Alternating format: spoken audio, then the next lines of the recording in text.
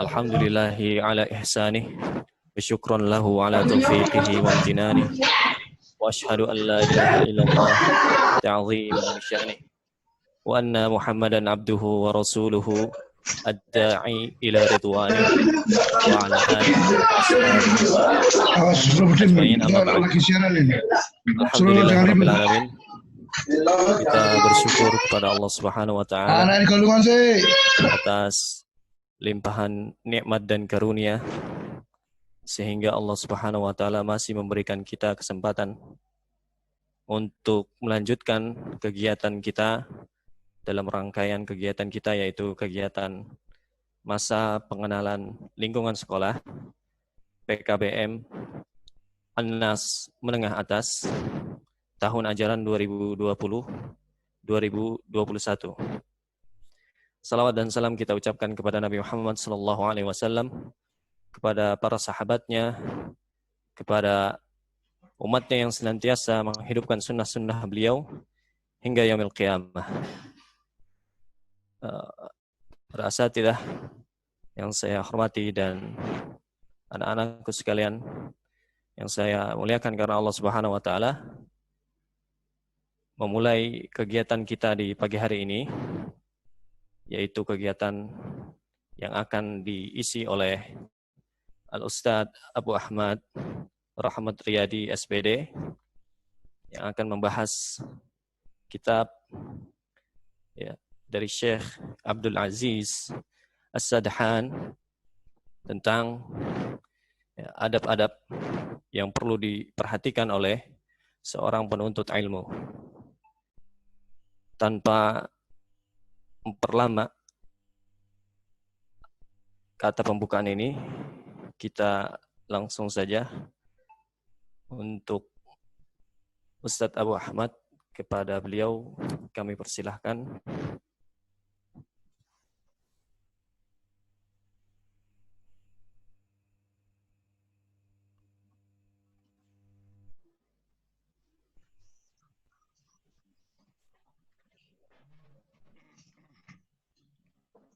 Lu gambar nggak, Pak?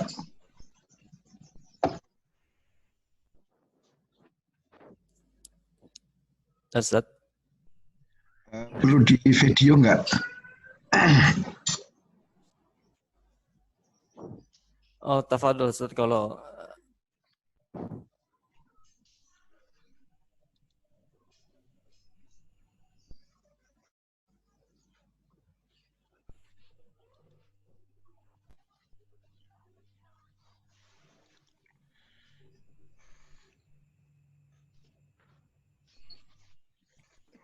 Ustaz, bisa dimulai.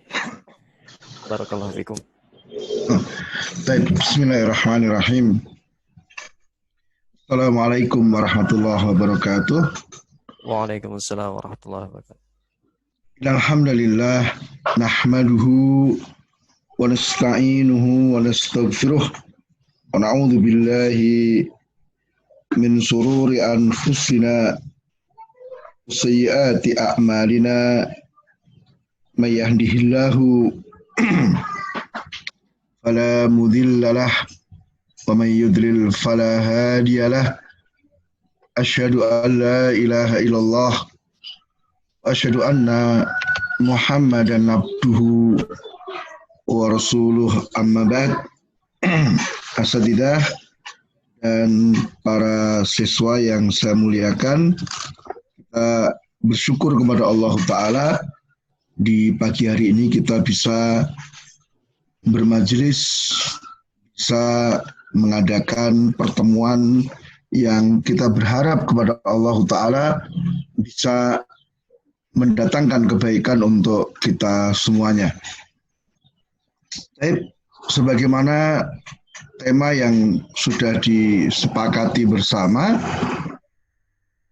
tentang masalah adab sebagai seorang penuntut ilmu. Sebelum masuk ke masalah adab, kita lihat dahulu tentang keutamaan menuntut ilmu. Ya, jadi kalau kita mendapatkan kalimat ilmu di dalam Al-Quran atau dalam hadis, maka pada asalnya dimaksudkan adalah ilmu syariat. Dan ini sangat banyak sekali keutamaan yang dikabarkan dalam Al-Quran maupun di dalam hadis Rasul Sallallahu Alaihi Wasallam. Di antaranya, ya, bahwa ilmu itu akan mengangkat derajat seseorang di dunia dan di akhirat. Ya, Allah katakan, yarfa'illahu alladhina amanu minkum walladhina utul ilma darajat.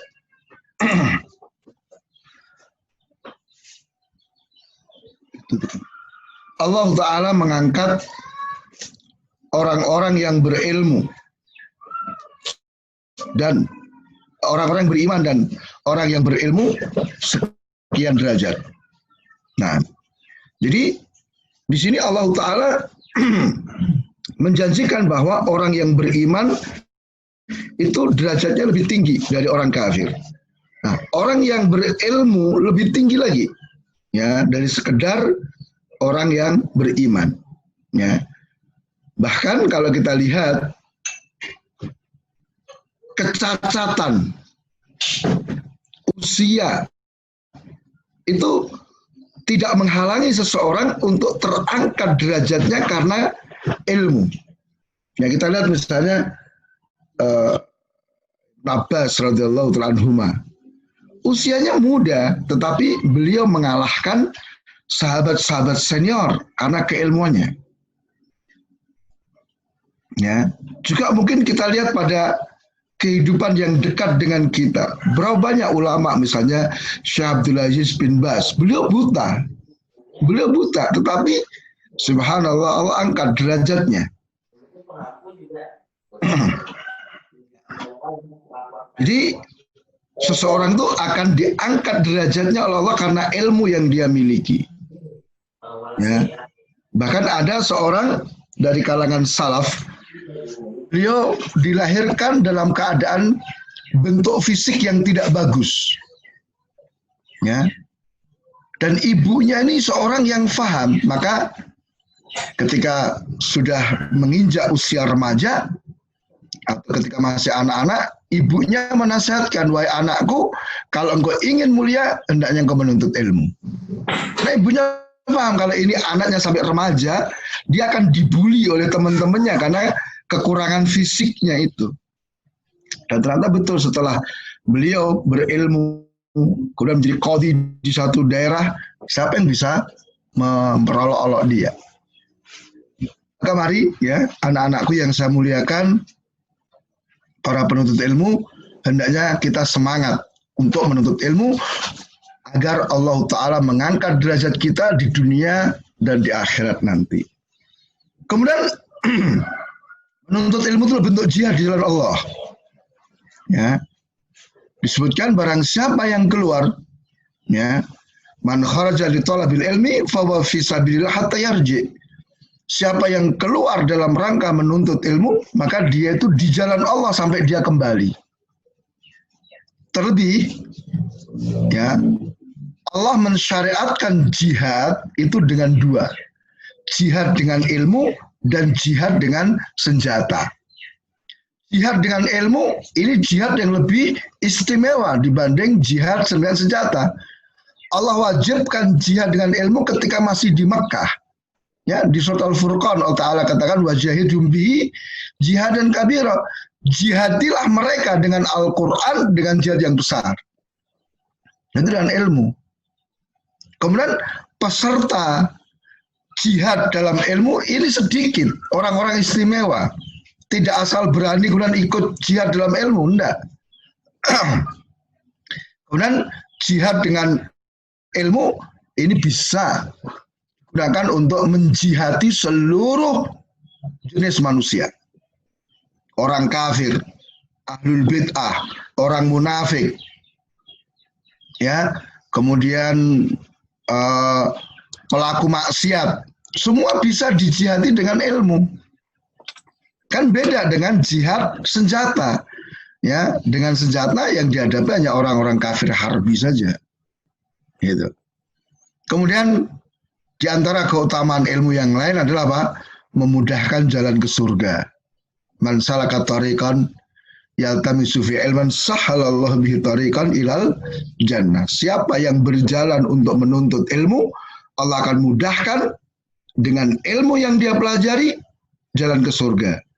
Maka kita ketika belajar semakin berilmu, semakin terbuka jalan-jalan menuju surga.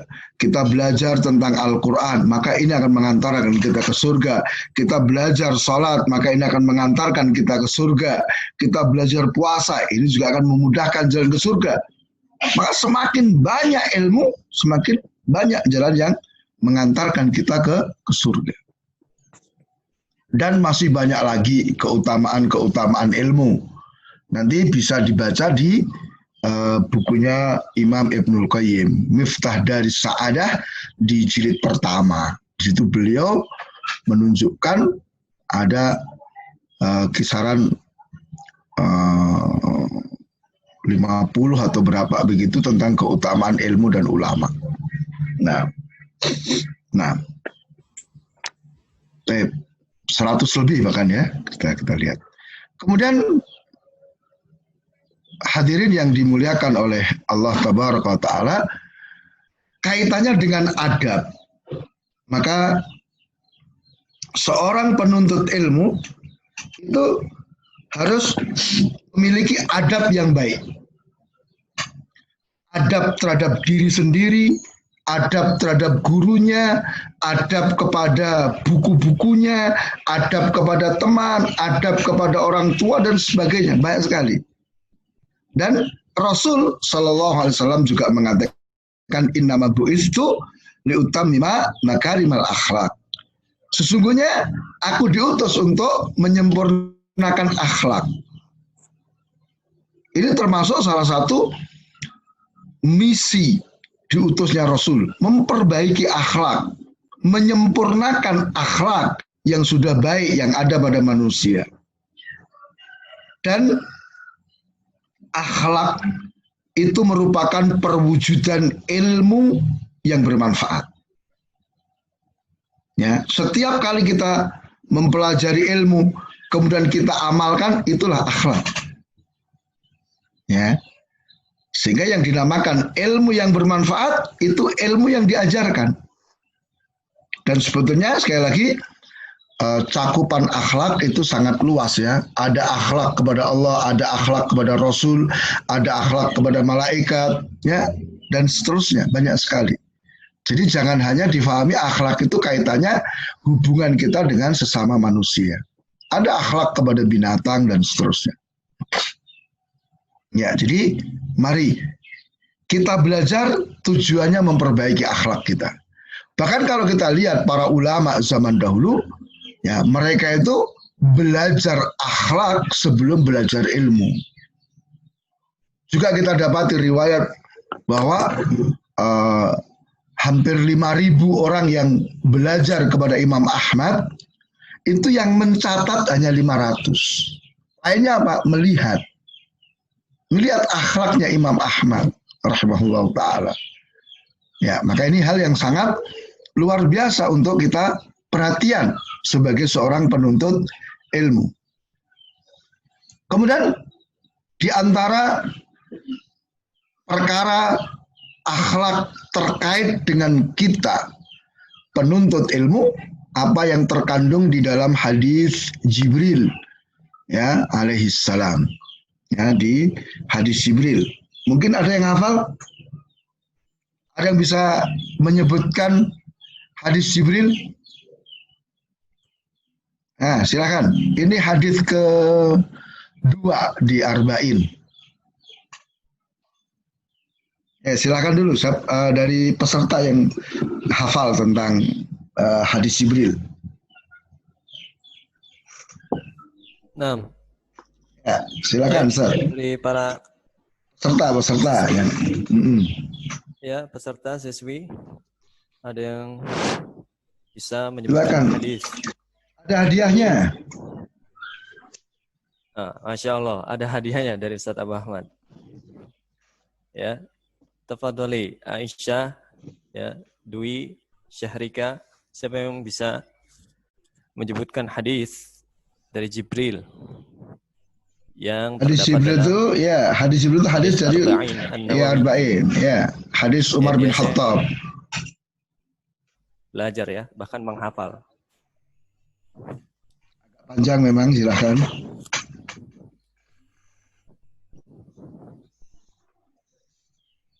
Baik. Aisyah, Dwi, Syahrika. Bisa.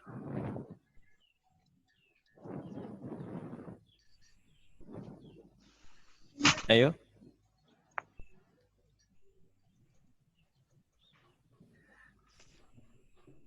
Hadir ini pesertanya.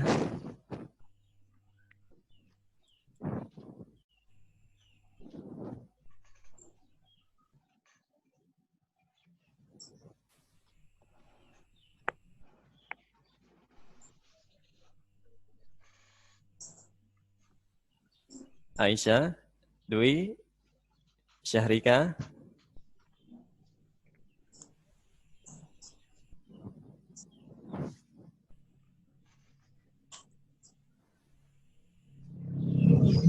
Baca juga boleh ya, Ustaz?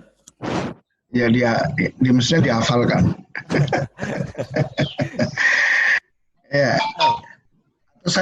Atau saya yang menyebutkan nanti hadiah untuk saya. Baik, tafadhali Aisyah, Dwi, Syahrika.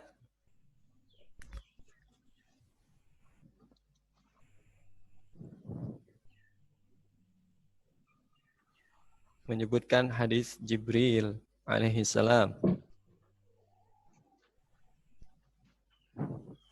Nampaknya masih pada malu ini, Ustaz. Ya. Ya, enggak apa-apa. Jadi satu hal yang memang bisa menghalangi seseorang dari mendapatkan ilmu itu apa? Rasa malu. Ya, orang yang pemalu itu kadang terhalangi dari mendapatkan ilmu. Ya, salah satu yang lain adalah apa? Sombong. Hadis Jibril itu dari Umar radhiyallahu taala anhu.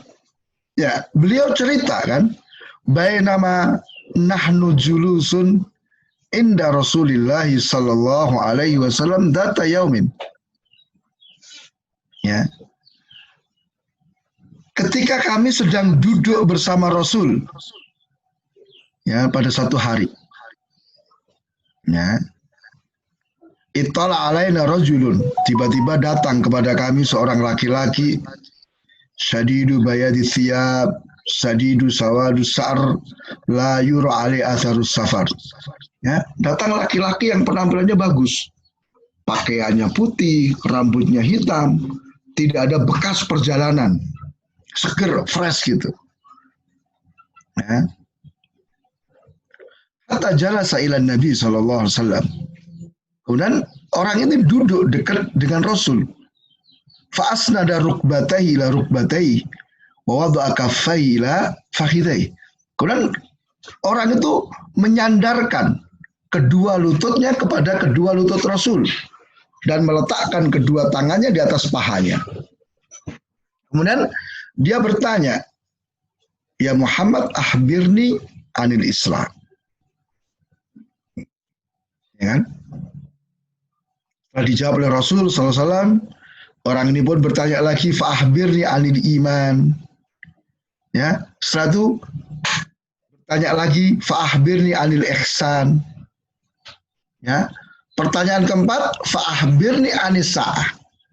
Kabarkan kepadaku tentang hari kiamat. Maka Rasul katakan, mal mas'ulu anha bi'a'lama minas sa'il. Orang yang ditanya tidak lebih ngerti daripada yang bertanya. Ya. Satu, minta dikabarkan tentang tanda-tandanya. Satu orang itu pergi.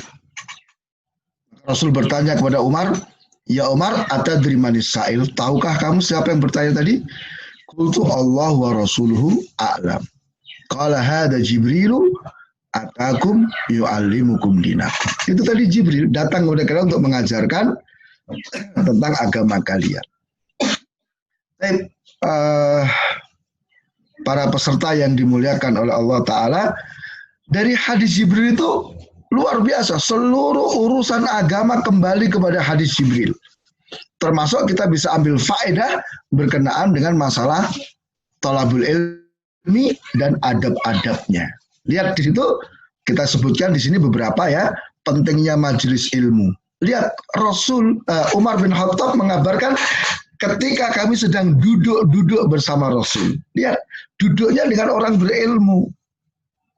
Ya, jadi kita sebagai penuntut ilmu jangan duduk dengan orang-orang bodoh, orang-orang fasik dan sebagainya. Duduk dengan orang yang berilmu. Sebagai sahabat mereka duduk bersama Rasul. Itu menunjukkan pentingnya majelis ilmu. Ya.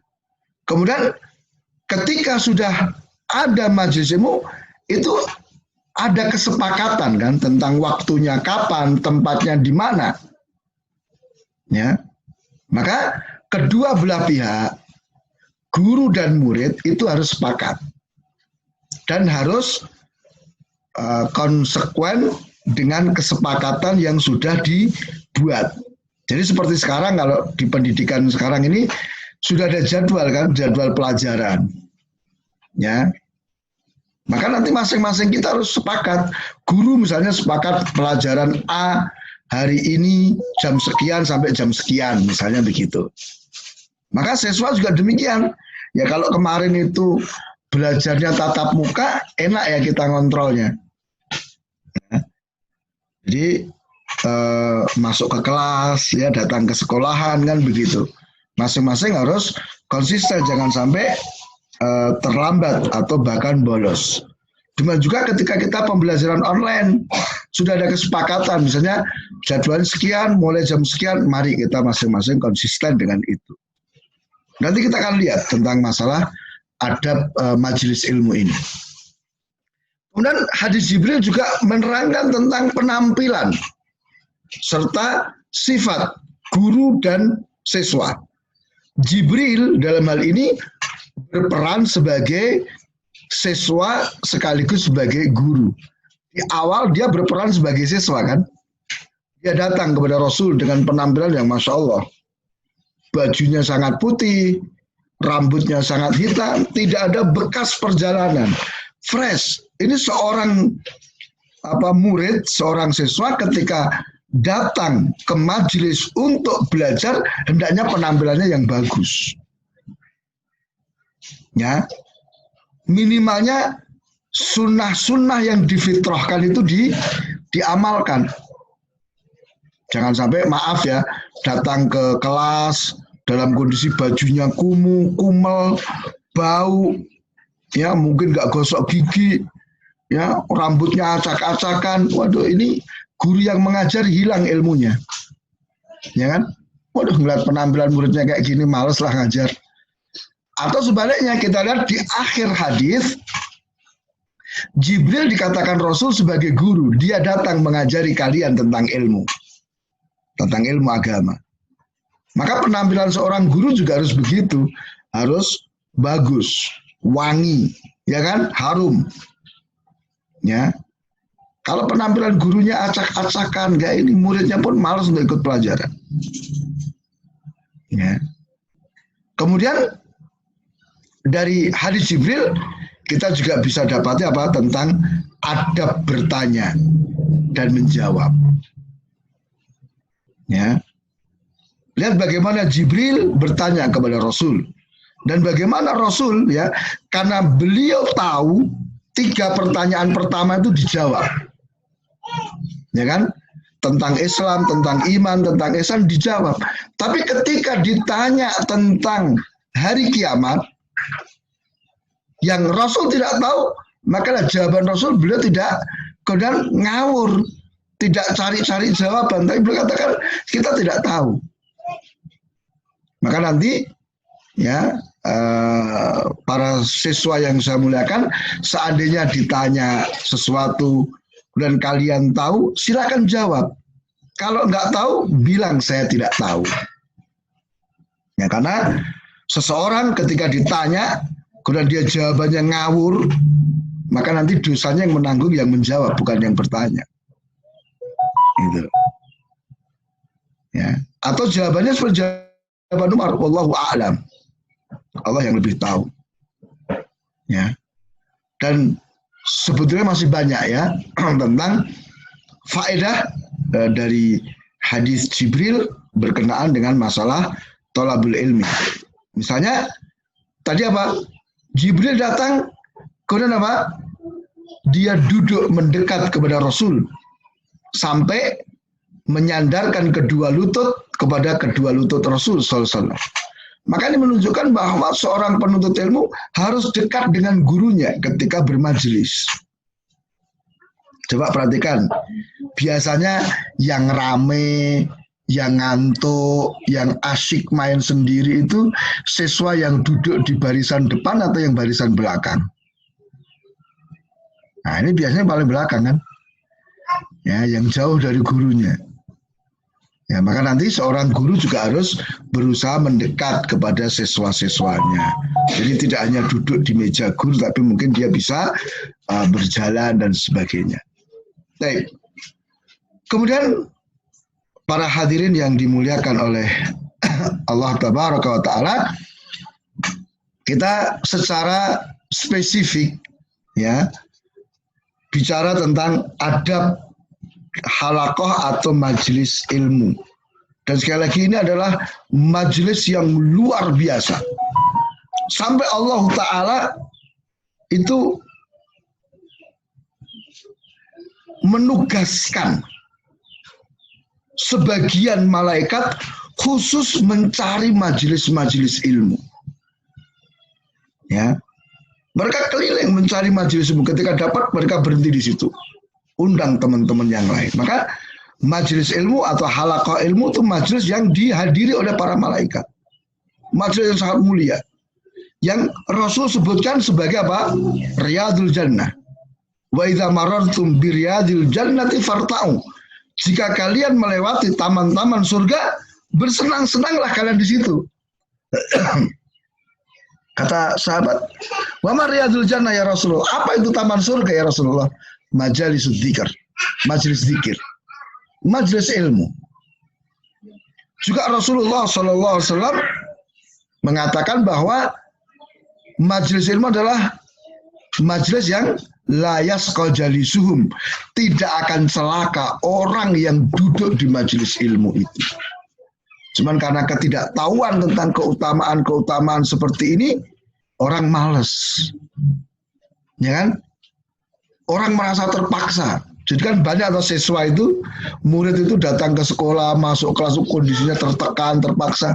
Kenapa? Karena nggak ngerti keutamaan majelis ilmu itu. Nah, maka ini satu hal yang sangat luar biasa. Dan nanti majelis ilmu tidak hanya di kelas ketika mereka belajar, ya, tetapi ya di masjid. Ya, majelis-majelis taklim yang lainnya dan seterusnya. Dan ini harus betul-betul kita manfaatkan. Ya. Di sini ada beberapa adab yang mesti harus kita perhatikan. Yang pertama adalah ikhlas. Jadi ketika datang ke majelis ilmu, ketika kita datang masuk kelas, ya, maka hendaknya kita ini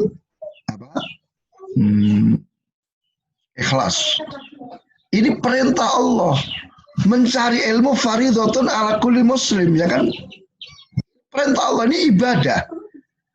Ya, maka hadir di majelis ilmu itu bentuk ibadah kepada Allah Ta'ala. Cuman banyak orang nggak menyadari, sehingga ketika masuk kelas itu males-malesan. Bahkan ketika misalnya belajar online itu juga ibadah sebetulnya. Cuman karena nggak paham akhirnya banyak yang bolos, banyak yang melarikan diri, di telepon nggak bisa, disuruh ini nggak masuk dan seterusnya. Maka ikhlaskan. Ini adalah beribadah kepada Allah. Ya, pahalanya besar. Ya, nah, jadi Innamal a'malu binniyat. Ingat itu. Kemudian adab yang kedua atau sebelumnya, mungkin banyak orang awalnya terpaksa ketika hadir di majelis ilmu, awalnya ya. Tapi ketika dia berusaha untuk ikhlas, Allah akan berikan keikhlasan itu. Yang kedua, semangat menghadiri halaqah ilmu. Semangat untuk datang ke majelis ilmu. Kenapa? Tadi itu taman surga. Coba orang sampai mengeluarkan biaya hanya untuk datang ke puncak misalnya, ngelihat kebun teh yang kadang masih bau dan sebagainya. Tapi lihat, ini taman surga. Majelis ilmu adalah taman surga. Sehingga aneh kalau ada orang yang tidak semangat datang ke situ. Berlambat-lambat. Jangan. Ini taman surga. Ya. Maka mestinya kalau misalnya pembelajaran online jadwal jam 7, ya paling enggak jam 7 kurang 15 menit sudah on. Ya. Nunggu untuk dimasukkan ke online, kan begitu mestinya. Sebagaimana kita ketika tatap muka, ya kita nggak boleh terlambat untuk masuk ke kelas itu. Ya. Masing-masing kita kan ingin bahagia, tidak ada orang yang ingin celaka. Padahal tadi dikatakan Rasul, majelis ilmu adalah orang-orangnya tidak akan pernah celaka. Ayo semangat, itu. Ya, jangan kalah dengan orang-orang yang sudah tua. Kemudian semangat untuk hadir lebih awal. Ya, jangan sampai kita ini datang lambat-lambat gitu. Ya.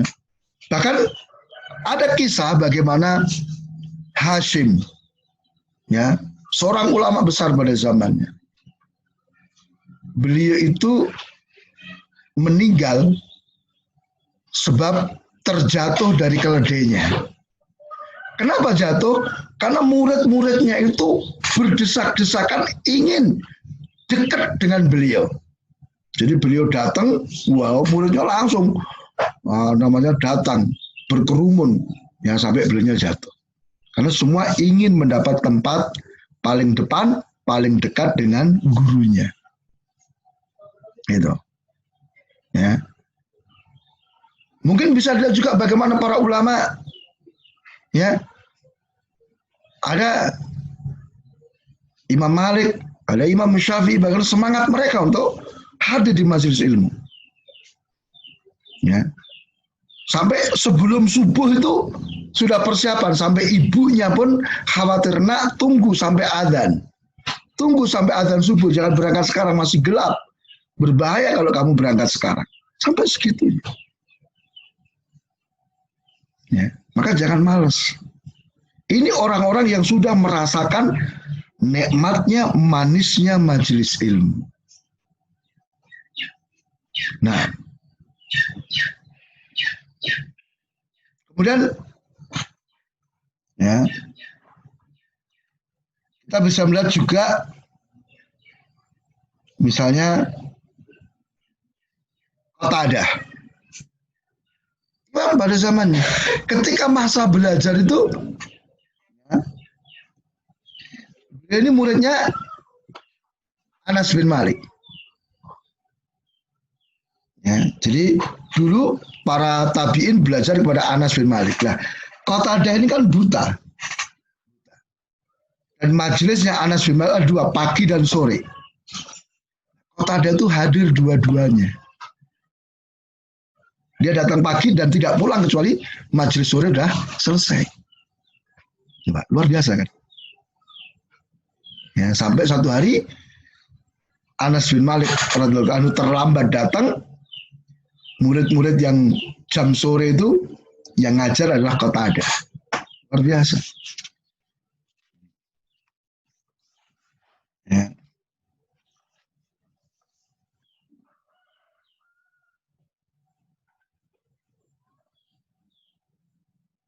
Di sini memang ilmu hanya akan didapatkan dengan kesungguhan, dengan semangat yang tinggi. Ya, kita tidak bisa. Dan santai-santai itu tidak bisa. Ya. Kemudian yang berikutnya,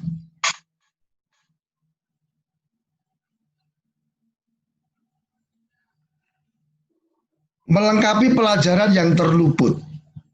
Artinya begini, ya siapapun mungkin pernah mengalami dan ada kemungkinan dia terlambat datang. Sehingga dia tertinggal beberapa materi. Maka di sini hendaknya dia melengkapi pelajaran yang dia terluput. Dia tanya kepada temannya. Jangan sampai kemudian apa? Ya sudahlah, terlambat ya sudah. Jangan. Ingat ya, ilmu yang kita pelajari itu adalah satu rangkaian. Seperti rantai begitu. Maka ketika kita terluput sesuatu, ibaratnya rantai itu terputus gitu loh. Ya, rantai itu terputus. Ya, maka kita harus cari bagaimana untuk menyambungnya. Ya. Bahkan para hadirin yang dimuliakan oleh Allah Taala, ada ya seorang dari salaf itu Masya Allah, beliau pernah datang ke majelis dalam kondisi apa? Terlambat satu hadis. Ya, terlambat satu hadis. Apa yang terjadi? Beliau menyesal, kecewa, sampai satu sakit yang menjadikan beliau tidak mampu untuk bangun dari kasurnya. Coba.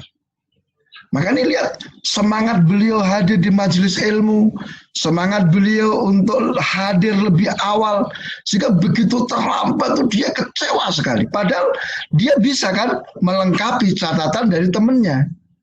Tapi selera beliau kan tinggi. Oh berarti kalau aku harus lewat temanku, sanadku lebih panjang. Terpaut satu, mestinya saya katakan hadatsani syekh, ya kan? Tapi harus hadatsani temanku dapat dari guruku, kan begitu. Ya, tapi ya minimalnya harus dilengkapi. Jadi seandainya betul-betul terlambat, kita harus melengkapi ajaran yang kita terluput darinya. Tanya, tadi diajari apa? Tadi sampai mana? Pinjam catatannya, kan begitu. Ya. Kemudian mencatat faedah pada buku. Lihat aja buku-buku para ulama. Banyak kita dapati di sampingnya kanan kiri itu ada catatan-catatan, ada coretan-coretan. Itu faedah. Ya. Kita baca satu hadis, kita baca satu ayat, mungkin guru kita menerangkan satu faedah, kita catat di sampingnya. Ya. Bahkan kalau kita melihat ya, ada satu buku ya, bukunya Syekh Al-Utsaimin. Diterbitkan satu buku, itu ternyata apa? Itu faedah, kumpulan faedah yang beliau tulis ketika beliau belajar waktu itu. Ada di bidang tafsir, ada di bidang akidah, itu seperti itu. Terbit jadi satu buku. Nah, nanti silahkan dicatat di situ boleh, bisa juga menyediakan buku khusus ya, buku tulis khusus untuk mencatat faedah-faedah itu. Nanti ada teknisnya. Ya, mungkin misalnya terkait dengan masalah ini cukup dikasih catatan ringan. Lihat buku apa, halaman berapa. Ya. Sehingga ini akhirnya apa?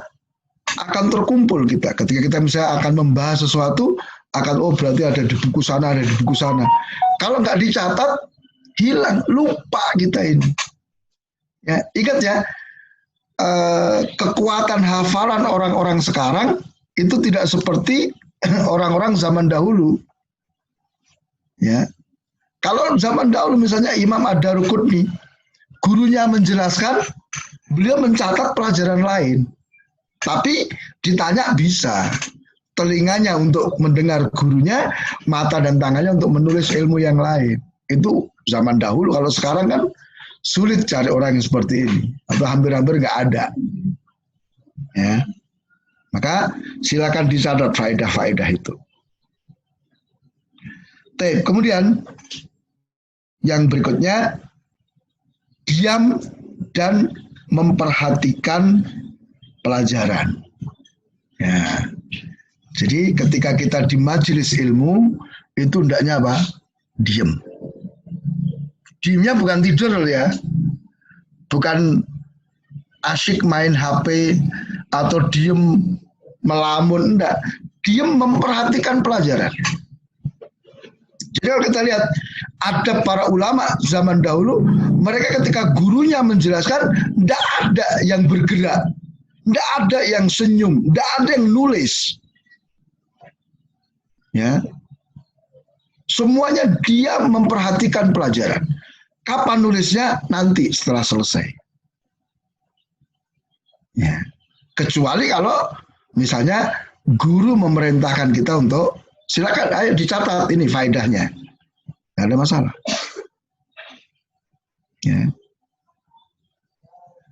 Ini penting supaya kita mendapatkan ilmu, sebab ketika kita rame, ketika kita tidak memperhatikan, kita nggak akan dapat faedah.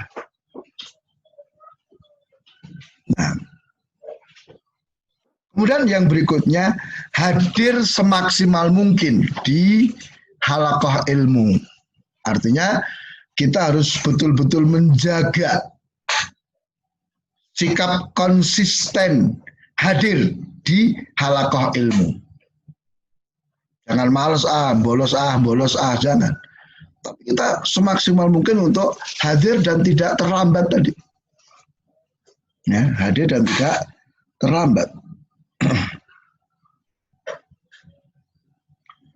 Bahkan ada disebutkan kisah ya, ada seseorang itu dia datang ke majelis yang biasa dia belajar pada hari Jumat. Pada hari Jumat. Nah, teman-temannya heran, lu kan Jumat libur. Jumat libur, kenapa engkau datang? Kata dia, saya khawatir kalau nanti libur satu hari, hilang semangatku. Saya merasakan, wah, nikmat ya libur itu. Sehingga akhirnya apa? Jadi berat lagi untuk masuk pada hari berikutnya. Sampai segitu-gitunya para pendahulu kita dalam semangat menghadiri majelis ilmu. Jadi libur itu mereka khawatir. Ya. Kemudian juga ada disebutkan kaitannya dengan semangat hadir, tidak terlambat, gitu kan? Maka ada kisah seorang syekh ya,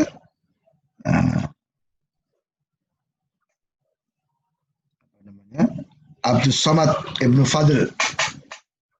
Kata Sim'ani, kami pernah belajar dari beliau. Tiba-tiba ada yang mengetok pintu.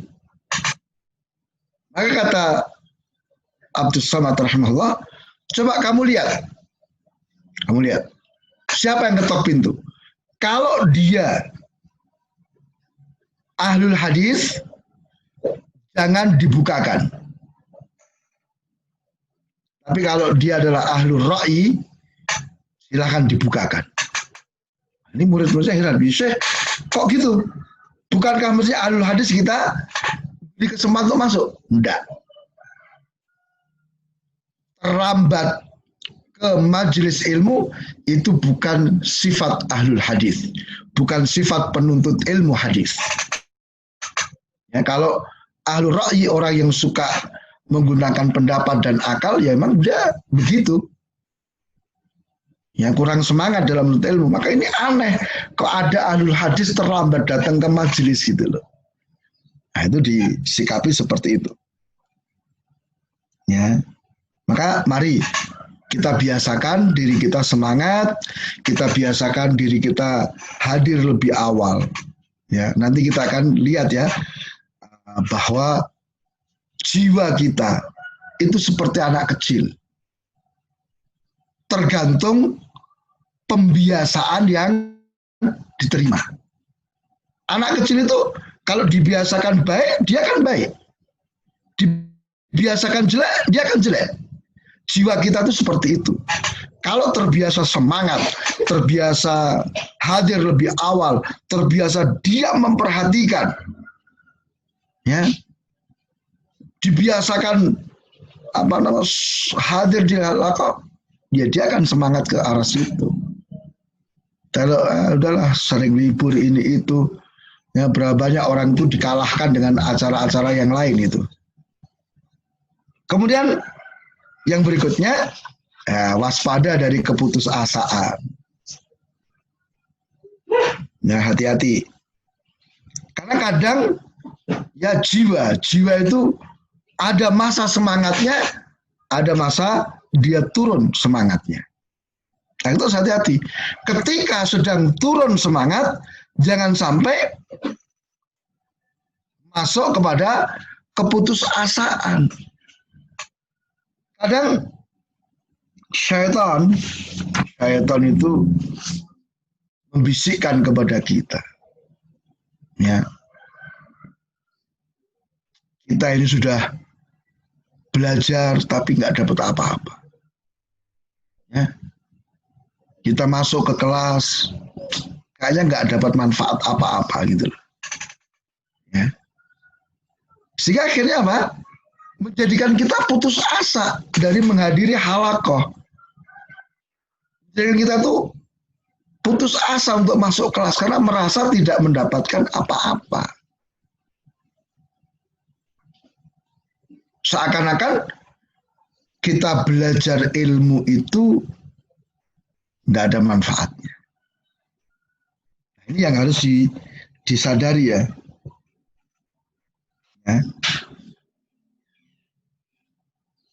Sebetulnya ilmu itu sudah masuk ke kita, cuman kitanya nggak paham, kitanya yang kurang perhatian. Coba, mungkin sebelum kita belajar, kita mau melakukan sesuatu, kita mau berbuat sesuatu, mau makan sesuatu, itu kan loss gitu aja kan, loss, udah nggak peduli. Tapi kemudian kok sekarang kita mikir, ini boleh atau tidak? Makanan ini halal atau haram? Nah, itu sebetulnya buah dari ilmu. Gitu loh. Itu buah dari ilmu, cuman kita kan nggak sadar kalau itu kita sudah mendapatkan ilmu. Ya. Maka ma'asyiral muslimin, para peserta yang dimuliakan oleh Allah Ta'ala, jangan pernah putus asa untuk hadir di majelis ilmu. Ada salaf itu nanti ya, beliau belajar kepada Ibrahim Al-Harbi.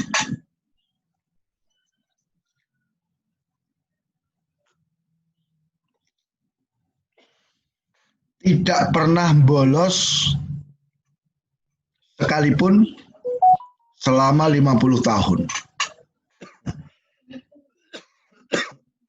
Jadi beliau belajar tidak pernah bolos selama 50 tahun, bayangin. Dan akhirnya ya beliau menjadi ulama besar. Nah, maka mari ya, ini adab.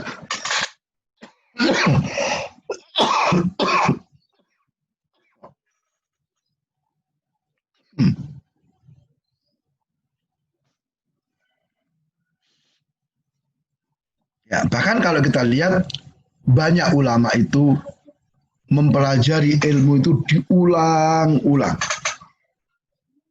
Ya.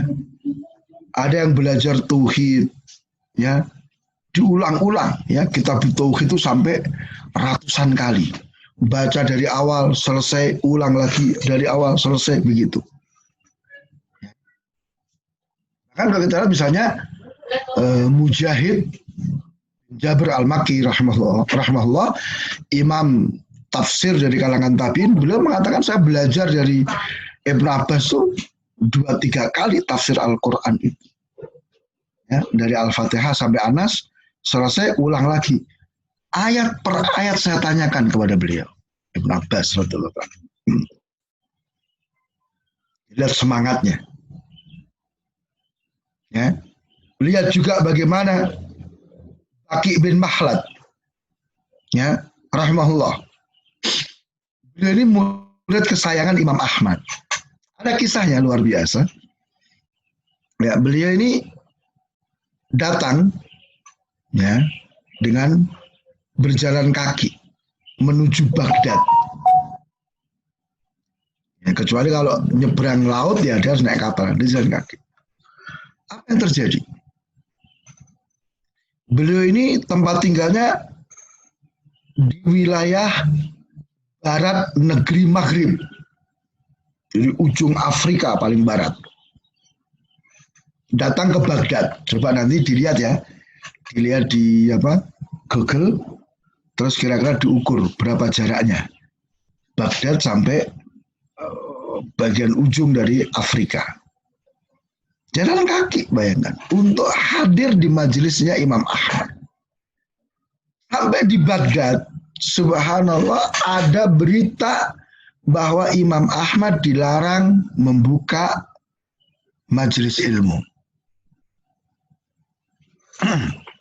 Ya, karena fitnah Al-Quran makhluk gitu kan. Imam Ahmad dilarang. Dan Imam Ahmad ya taat pada pemerintah. Coba. Kira-kira kalau itu terjadi pada kita, apa yang kita lakukan? Ah, udahlah, selesai. Sudah lepas tanggung jawab. Aku udah datang jauh-jauh, guruku nggak boleh ngajar kok. Ya udah, aku pulang. Kan gitu. Tapi ini Baqi bin Makhlad tidak putus asa. Dia temui Imam Ahmad. Dia perkenalkan dirinya. Kamu dari mana? Maghrib. Ke barat lagi, wahai Imam. Sampai akhirnya Imam Ahmad mengatakan, sudah, saya nggak boleh membuka majelis ilmu. Tapi kalau kamu mau, silahkan. Setiap pagi engkau berpakaian seperti seorang pengemis, lewat depan rumahku, kamu bilang sedekah-sedekah, nanti saya keluar, saya kasih engkau 1 atau 2 hadis. Gimana, mau atau enggak? Ya mau. Subhanallah, semangat luar biasa kan? Syarat yang kedua, engkau tidak boleh hadir di majelis ulama yang lain. Ya. Subhanallah, setiap pagi beliau dengan penampilan seorang pengemis mendatangi rumah Imam Ahmad, dapat 1-2 ya, hadis dari Imam Ahmad. Ya, pulang ke kos-kosan, ya, dicatatlah hadis itu. Terus sampai akhirnya apa? Selesai masa cekal dari Imam Ahmad punya majelis lagi. Baqi bin Makhlad didudukkan di samping kanan Imam Ahmad. Orang heran, ini siapa? Karena nggak dikenal kan di majelis-majelis ilmu sebelumnya. Ini siapa? Baru Imam Ahmad cerita. Subhanallah. Terus apa alasan kita tidak semangat untuk hadir di majelis ilmu? Apa alasan kita untuk tidak semangat datang ke kelas, ke sekolahan? Kenapa kita terlambat? Apakah rumah kita jauh? Oke lah, Jakarta mungkin macet. Tapi kan bisa disiasati. Ya, semua itu diawali dengan niat keikhlasan beribadah kepada Allah Tabaraka Ta'ala. Tahu keutamaan ilmu, tahu keutamaan majelis ilmu, keutamaan belajar agama. Itu lihat, luar biasa. Ya. Ada salaf melakukan perjalanan 1 bulan. Perjalanan pada waktu itu 1 bulan, imam naik kuda atau naik onta atau naik keledai, hanya untuk memastikan 1 riwayat. Dia dapat 1 hadis, cuman kok nggak yakin ya aku ini. Karena datang ke majelisnya fulan, menemui seorang sahabat untuk bertanya apa benar hadis ini. Coba, ini kan luar biasa. Jadi jangan pernah putus asa. Ya, ingat ini jihad. Jihad yang lebih tinggi daripada jihad senjata. Wajar seandainya kita akhirnya apa? Harus mengalami kecapean, mengalami kesulitan untuk datang ke majelis ilmu. Nah, kemudian pahami betul bahwa sekarang kita belajar itu persiapan untuk membela Islam. Karena ingat, yang harus dibela itu dua. Islam, kemurnian ajaran Islam. Yang kedua adalah wilayah dan keberadaan kaum muslimin. Nah, yang menjaga kemurnian Islam ya orang-orang yang berilmu. Ini harus dipersiapkan dengan cara apa? Belajar sejak awal. Kemudian ada berikutnya adalah apa? Adab dalam bertanya kepada guru. Ya, jadi ada aturan-aturan dalam bertanya. Jadi orang bertanya itu kan macam-macam. Ada bertanya karena tidak tahu, ingin mendapatkan kejelasan. Ada orang bertanya sifatnya ngetes, ya kan? Ya. Ada orang yang bertanya sifatnya untuk merendahkan. Gitu. Maka kita sebagai seorang murid ketika bertanya kepada guru tentunya apa? Bertanya dalam rangka untuk mendapatkan kejelasan karena kita nggak tahu gitu kan. Ya, kalau misalnya kita guru bertanya kepada siswa kita kan dalam rangka untuk memastikan apakah siswa kita sudah menguasai materi atau belum. Nah, yang tercela itu tadi ya dalam rangka untuk merendahkan. Ya, saya pengen ngetes guru saya itu hebat atau enggak ini, saya tanya dia. Nggak boleh seperti itu. Kemudian juga hendaknya bertanya ketika sudah diberi kesempatan untuk bertanya. Ya, jangan sampai kita memotong ucapan atau keterangan guru kita. Kecuali kalau memang guru kita enggak apa-apa, silakan nanti kalau ada yang enggak jelas langsung aja tanyakan, silakan. Tapi kalau nggak ada ketentuan itu ya berarti ketika diberi kesempatan bertanya baru kita bertanya. Kemudian dalam bertanya juga tanyakan hal yang penting. Ya, jangan sampai ada hal yang penting tidak kita tanyakan, justru kita bertanya hal yang kurang penting. Gitu. Ada kan satu kisah tentang seseorang bertanya ya, tentang perkara yang detail. Ya, sedangkan dia perkara yang mendasar tentang bagaimana sholat itu aja belum paham. Kenapa dia tanya tentang masalah yang lain? Tidak ada adabnya. Kemudian mengambil akhlak dari guru. Ini pentingnya apa? Pembelajaran itu ada interaksi antara siswa dengan gurunya. Maka memang pembelajaran yang paling efektif itu ketika tatap muka. Ya, tatap muka. Karena kita melihat guru kita bagaimana, akhlaknya bagaimana. Ada kedekatan, ya. Itu. Beda dengan online seperti ini. Ini ya ada keunggulan, ada kelemahannya banyak. Ya, seperti tadi misalnya kita kan nggak tahu ini peserta ini lagi ngapain ini. Jangan-jangan lagi pada tidur semua. Kita kan nggak tahu. Atau mendengarkan tapi sambil berbaring, tiduran. Nah, atau mungkin sambil main HP yang lainnya dan sebagainya. Kita nggak tahu. Ya, ini silakan. Sebagaimana orang-orang yang datang ke majelis Imam Ahmad, mereka ingin melihat tentang apa akhlak daripada Imam Ahmad. Maka kalau dalam dunia pendidikan itu ada kurikulum yang tersurat, ya, tertulis targetnya ini, tapi hati-hati, ada kurikulum yang tersirat, tersembunyi. Itu apa? Apa yang didapatkan oleh seorang murid dalam interaksi dengan gurunya dalam pembelajaran. Ya, lebih-lebih nanti misalnya anak SD, anak TK itu apa? Biasanya mereka meniru perilaku gurunya. Nah, jadi ini dulu kalau ada yang mau ditanyakan Saya izin dulu sebentar ya. Saya izin dulu sebentar.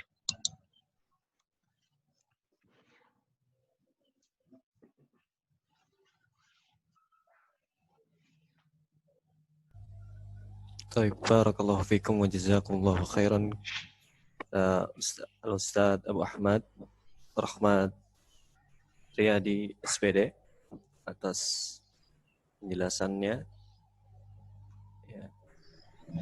Nah, pada masa istirahat ini beliau minta izin sejenak dan beliau berpesan jika ada yang ingin bertanya silahkan nanti dipersiapkan pertanyaannya dari para peserta didik ya.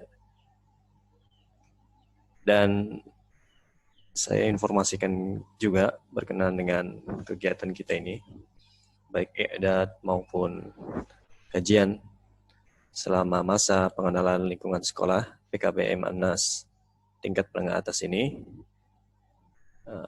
dihimbau oleh para peserta didik agar memperhatikan dan mencatat faedah-faedah yang disampaikan oleh para pemateri baik dalam i'dad lughawi maupun dalam kajian kitab ini. Karena nanti di akhir dari masa pengenalan lingkungan sekolah ini di hari Jumat kita akan adakan post test ya. Bagaimana kita mengevaluasi hasil dari kegiatan ini yang akan kita bagikan nanti berbentuk tes tulis kepada para peserta didik untuk mengisinya ya dan bisa menjawab pertanyaan-pertanyaan yang ada di tes tersebut. Dan insya Allah ta'ala dari hasil pertemuan kita dari awal rangkaian MPLS ini dari i'dad maupun kitab, kajian kitab, nanti di akhir kita akan menentukan dari 3 peserta didik ya, Aisyah, Dewi, dan Syahrika ini mana yang peringkatnya ya, paling tinggi ya sampai yang terendah ya dari pertanyaan atau kuis yang nanti bisa ditanyakan oleh pemateri ataupun dari hasil post test tersebut. Jadi sekali lagi diharapkan kepada siswi ya, PKBM An-Nas tingkat menengah atas ini agar memperhatikan dan mencatat faedah yang disampaikan oleh para materi MPLS ini, kegiatan MPLS ini. Barakallahu fiik. Ya, silakan jika yang ada yang ingin bertanya, dipersiapkan pertanyaannya untuk kita ajukan kepada Ustaz Abu Ahmad.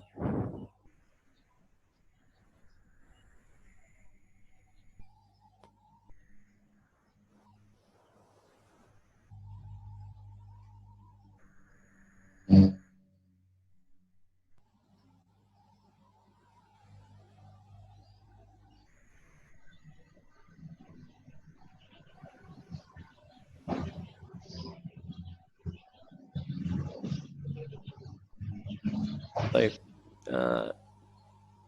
mungkin bisa saya sapa dulu dari Aisyah. Ananda Aisyah, ada yang ingin ditanyakan? Tidak ada, Ustaz. Tidak ada. Barakallahu fiik.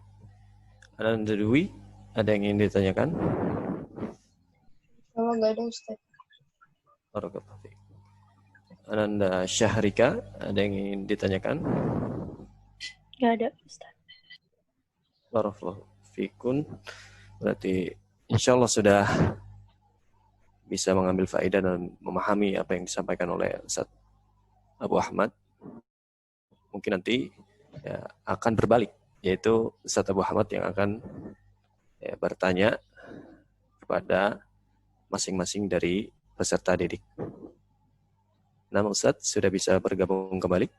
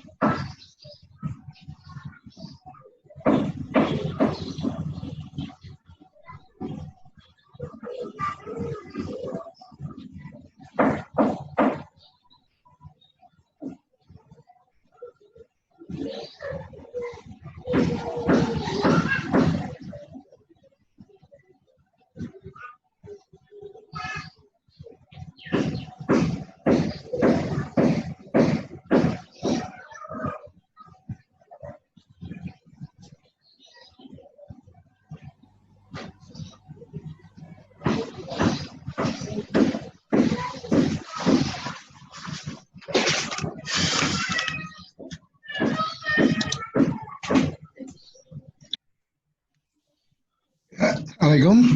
Waalaikumsalam warahmatullahi wabarakatuh. Ustaz. Gimana? Lanjut. Alhamdulillah para peserta tidak ada yang ingin bertanya, Ustaz, karena memang mungkin mereka sudah paham. Adapun kalau dibuka untuk di sini ada pemarjun, Ustaz. Gimana? Kalau dibuka pertanyaan untuk selain peserta, apakah dipersilahkan? Silakan. Atau kita selesaikan dulu, masih satu slide di situ. Oh, nah, Ustaz. Ya. Barakallahu fiikum. Kita lanjutkan saja. Ya. Jadi kita lihat di sini ada beberapa contoh dari salaf dan ini banyak sekali. Ya, banyak sekali. Ya, kita hanya nukil beberapa saja. Misalnya contoh bagaimana tadi sudah saya katakan bahwasanya Sa'lab itu tidak pernah gaib dari majelis Ibrahim Al-Harbi selama 50 tahun ketika belajar bahasa Arab. Ya, ini hal yang luar biasa. Ini contoh. Maka nanti silahkan ya.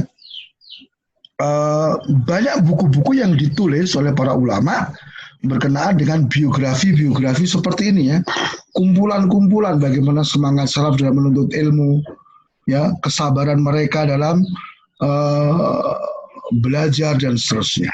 Ya. Kemudian di situ tadi saya sebutkan bahwa jiwa itu seperti anak kecil, ya, tergantung pembiasaan yang kita dapatkan. Dan ingat ya, ilmu itu diperoleh dengan belajar. Innamal ilmu bitta'allumi. Itu. Jadi ilmu itu kita dapatkan dengan belajar, ya. Dan belajar itu butuh perjuangan, sebagaimana Yahya bin Abi Katsir menyebutkan bahwa la tunalul ilm birahatil jism. Tidak dapat ilmu itu diperoleh dengan badan yang santai. Nah, dan juga tadi pelajaran itu adalah satu rangkaian. Jika ada yang hilang harus dicari untuk penyambungnya. Maka tadi saya sebutkan ketika kita misalnya terlambat atau tidak hadir di majelis, kita mungkin sakit nggak bisa datang sekolah, ya nah, tanya pelajaran kemarin apa. Kemudian kenapa kita harus mencatat tadi faedah, karena agar ilmu tidak hilang. Ya, nah, jadi ini beberapa perkara terkait dengan apa yang dilakukan oleh as-salaf, ya, ketika mereka belajar. Sampai ada yang harus jual rumahnya, sampai ada yang harus melakukan perjalanan jauh dan luar biasa. Butuh waktu yang lama belajar itu. Ya.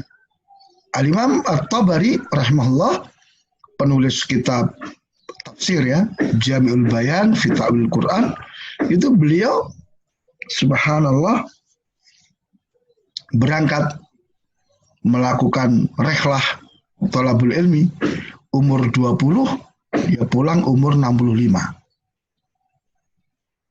Luar biasa. Ya.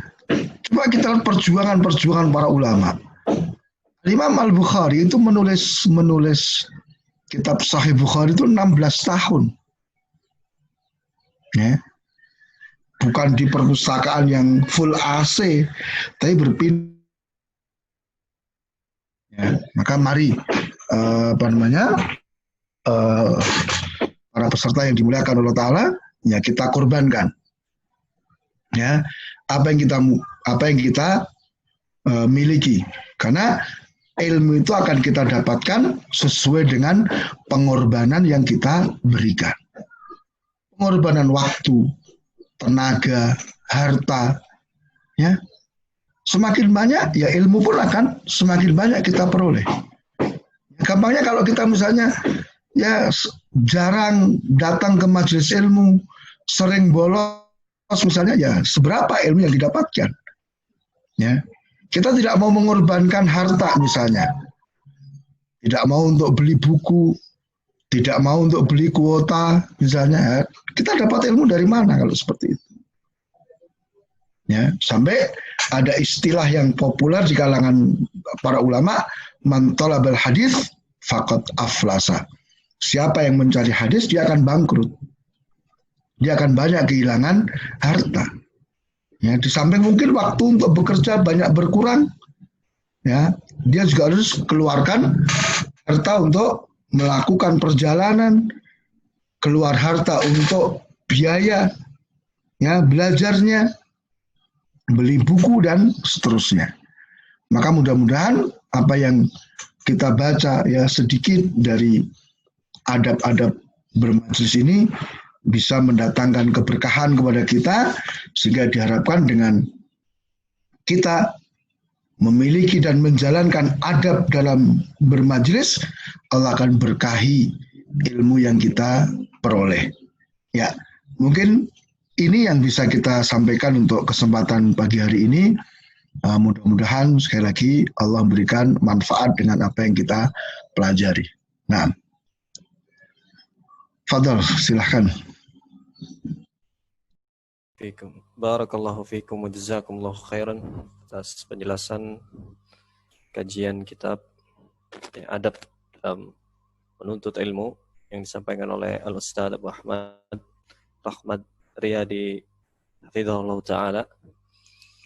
Ya, pada sesi terakhir ini tadi Ustadz sudah mempersilahkan bagi peserta didik maupun di luar peserta didik yang ingin bertanya, ya, dipersilahkan untuk bertanya, atau mungkin dari peserta didik jika ada yang ingin diperjelas penjelasan ini. Aisyah, Dwi, Syahrika. Taib, jika tidak ada, mungkin dari Bu Lucy, ada yang ingin ditanyakan Bu Lucy? Tidak ada, Pak. Tidak ada. Taib, kalau tidak ada, mungkin Ustadz Abu Ahmad bisa bertanya sebagai bentuk kuis kepada peserta didik.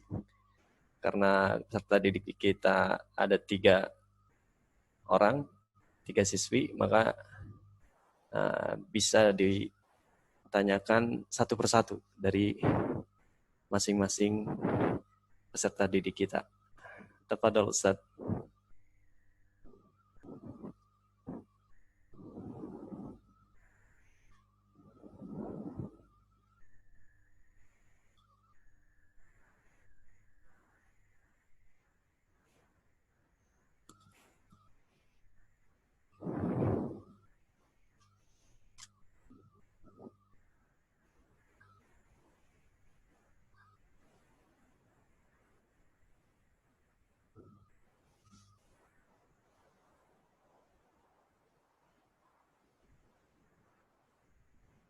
Ustaz Abu Ahmad.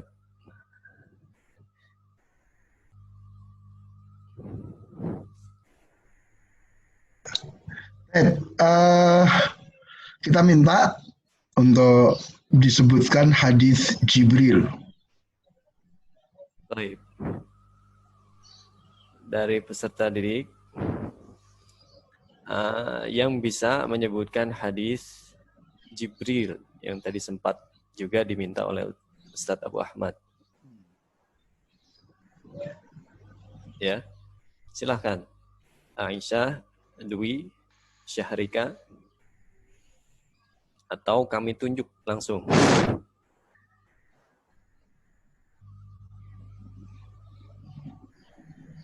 Baik, kalau enggak mungkin besok. Silakan besok disetorkan. Nah, Besok masih ada pertemuan kan? nah Ustaz. Sekarang pertanyaan kedua.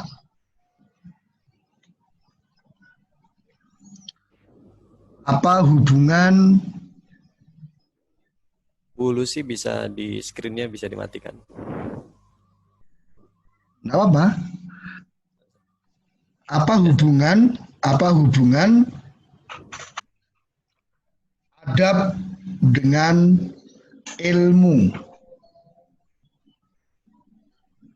Nah, Apa hubungan adab dengan ilmu?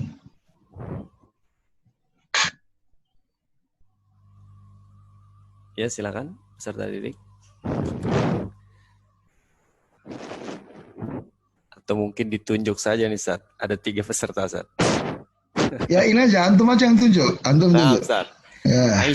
Aisyah. Silahkan Aisyah, mikrofonnya dihidupkan. Audionya dihidupkan, Aisyah. Ya, Ustaz.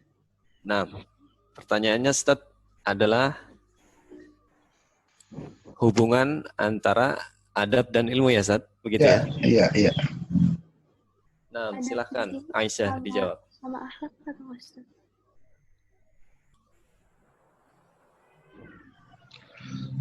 Ya, apa hubungan antara adab dengan ilmu? Adab itu perwujudan ilmu yang bermanfaat. Ya. Jadi adab adalah perwujudan dari ilmu yang bermanfaat. Ya, betul sekali. Baik. Kemudian pertanyaan kedua, ya, tentang faedah dari hadis Jibril terkait dengan majelis ilmu. Sebutkan 3. Baik. Dwi sekarang ya, Ananda Dwi. Silahkan dihidupkan audionya. Ya, Ustaz. 3 faedah dari hadis Jibril alaihissalam. Pentingnya majelis ilmu, penampilan dan sifat guru dan penuntut ilmu, ada bertanya dan menjawab. Ya, jadi pentingnya majelis ilmu, kemudian penampilan dan adab dalam bertanya jawab. Ya, baik. Kemudian pertanyaan terakhir dari saya,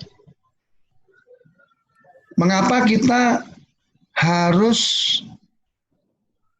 mencatat faedah dalam belajar? Baik, silakan Ananda Syahrika untuk menjawab pertanyaan terakhir ini. Agar tidak hilang ilmunya. Nah, agar ilmu itu tidak hilang dan lebih bermanfaat, ya, mudah untuk dicari kembali. Nah, mungkin begitu Ustaz. Tafadhal masykurah. Nah, Ustaz. Jazakumullahu khairan wa barakallahu fikum. Ya, kepada Ustaz Abu Ahmad Riyadi SPD Hafizahullah Ta'ala atas kajian di hari ini, ya. Untuk selanjutnya di pertemuan berikutnya akan dilanjutkan kembali kajian kitab yang akan disampaikan oleh beliau Hafizahullah Ta'ala. Ya. Jazakumullahu khairan kepada Al-Ustaz dan kepada para peserta didik atas partisipasinya. Ya, kita akhiri dengan kafaratul majlis. Subhanakallahumma wa bihamdik asyhadu an la ilaha illa anta astaghfiruka wa atubu ilaik. Assalamualaikum warahmatullahi wabarakatuh.